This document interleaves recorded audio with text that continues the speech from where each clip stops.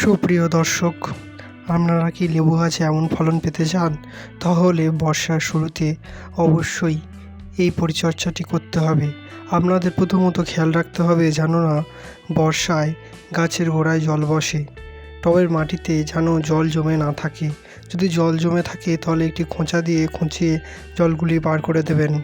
আর দ্বিতীয়ত, এই সময় আপনারা খোল ভেজানো জল ব্যবহার করবেন না। আপনারা টবের মাটিতে খোল প্রয়োগ করবেন না। আপনারা যে সারটি প্রয়োগ করবেন সেটি আমি এখনই দেখিয়ে দিচ্ছি।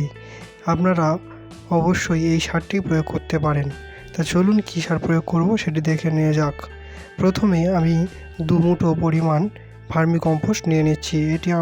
এটি আমার পুরানো গোবর সার। আমি ভার্মিকম্পোস্ট না নিয়ে গোবর সার নিচ্ছি। আপনারা ভার্মিকম্পোস্ট পেলে ভার্মিকম্পোস্ট নিয়ে নিতে পারেন। এই গোবর সারটি এর সঙ্গে নিয়ে নেব 1 চা চামচ পরিমাণ সিঙ্গেল সুপার ফসফেট। এটি দেব কারণ এটি গাছের শিকড় বৃদ্ধিতে সহায়তা করে, এছাড়াও গাছের সমস্ত খাদ্য গ্রহণে সহায়তা করে। এরপরে দিয়ে দেবো হাড়ের গুঁড়ো 1 চামচ পরিমাণ দিয়ে দেব। এরপরে এর সঙ্গে দিয়ে দেবো শিং চাঁচা, এটিও 1 চামচ পরিমাণ দিয়ে দেবো। এরপরে এর সঙ্গে দেব বোরন 20%। এই বোরনটি গাছে দেব কারণ আপনারা জানেন যে লেবু গাছের ফল অনেক সময় ফেটে যায়। এই বোরন হচ্ছে 1/2 চামচ পরিমাণ দিয়ে দেব। এই কটি সারকে একসঙ্গে ভালোভাবে মিশিয়ে নেব। সবসময় চেষ্টা করবেন জৈব সারের ওপর বেশি জোর দিতে, কারণ আপনারা ঘরে খাবেন, 1-2টি গাছে লেবু ধরবে, তাতেই আপনাদের মন ভরে যাবে। সেই লেবুটি অর্গানিক এবং সম্পূর্ণ জৈবভাবে যাতে হয় সেই বিষয়টা খেয়াল রাখবেন। এর সঙ্গে আমি আরেকটি জিনিস অ্যাড করব, সেটি হলো চুন। এই চুন মাটিতে অত্যন্ত গুরুত্বপূর্ণ ভূমিকা রাখে। মাটি শোধন সহ লেবু গাছের পক্ষে তো অত্যন্ত গুরুত্বপূর্ণ ভূমিকা প্রদান করে এই চুন। এই চুন 1/2 চা চামচ পরিমাণ আমি এই সারের মধ্যে দিয়ে দেব। দিয়ে ভালোভাবে মিশিয়ে নেব।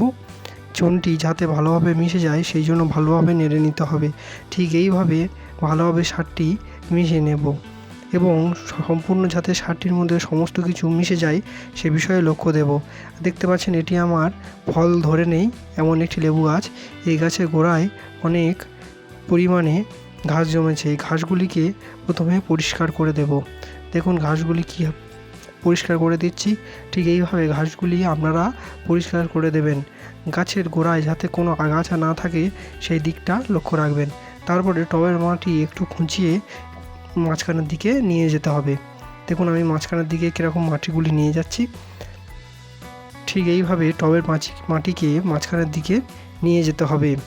ঠিক এইভাবে সমস্ত মাটি মাঝখানের দিকে নিয়ে যাওয়ার পরে আপনারা তারপরে সার প্রয়োগ করবেন। দেখুন আমি মাটিগুলোকে একদিকে নিয়ে যাচ্ছি। আপনারা চেষ্টা করবেন টবের মাটিতে যাতে না জল বসে।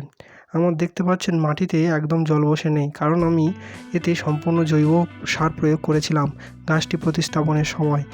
আপনারা এই দিকটা খেয়াল রাখবেন। এরপরে দেখুন মাটিগুলো কীরকম মাঝখানে এক জায়গায় জড়ো করে দিয়েছি। এরপর সারগুলি প্রয়োগ করব। 1 চা চামচ করে সারগুলি প্রয়োগ করে দেব। এর মধ্যে কয়েকটি গুরুত্বপূর্ণ কথা বলে রাখি। লেবু গাছে জল পছন্দ করে না এবং অতিরিক্ত জল যাতে না দাঁড়ায় সে বিষয়ে আপনারা নজর দেবেন এবং গাছগুলিতে এই সময় ফাঙ্গিসাইড নিয়মিত স্প্রে করবেন। দ্বিতীয়ত, সপ্তাহে 1 বার অন্তত কীটনাশক স্প্রে করবেন, কারণ গাছের কচি পাতা আসবে, সেই পাতায় প্রচুর পরিমাণে পোকার আক্রমণ দেখা দেবে। তাই আপনারা ভালোভাবে এই সময় কীটনাশক স্প্রে করবেন। আর তৃতীয়ত, গাছটির দিকে আপনারা নজর রাখবেন। দর্শক বন্ধুরা, আজ এই পর্যন্ত। দেখা হচ্ছে পরের ভিডিওতে। ভিডিও যদি ভালো লাগে লাইক, শেয়ার, কমেন্ট করতে ভুলবেন না আর সাবস্ক্রাইব করে পাশে থাকবেন। এরপরে মাটিগুলিকে কোলের দিকে টেনে দেব। দিলেই আজকের মতো কাজ সম্পন্ন হলো। ধন্যবাদ।